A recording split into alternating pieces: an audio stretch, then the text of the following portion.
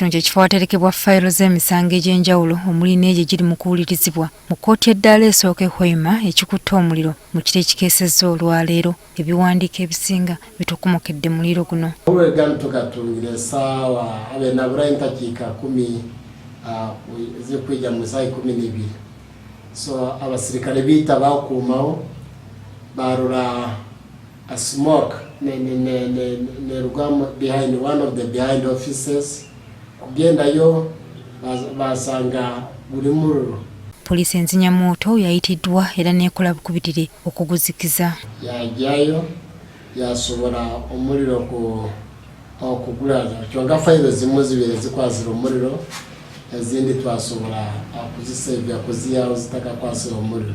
Fayiro eziyidde zisaasaanyiziddwa mu luggya lwa kkooti eno wamu n'ezo ezitaayokeddwa. Kitegeerekese nti tewali muntu akoseddwa muliro guno era nga kati poliisi etandise okunoonyereza ku kabenje kano. So okutolereza ku kyagenda omaiso tujja kuba nitubamanyisa ekirugire omuliro ogurugire nka bagulesiba abantu bagulesiba amasanyalaze tujja kuba nitubamanyisa. Guno gwe mulundi ogwokubiri nga woofiisi ezinoonyereza ku buzzi bw'emisango zikwata omuliro mu kibuga kya Hoima. Omwaka oguwedde abantu abatannamanyika batekera woofiisi za ssaabawolereza wa gavumenti omuliro era fayiro ez'enjawulo ne zookyebwa.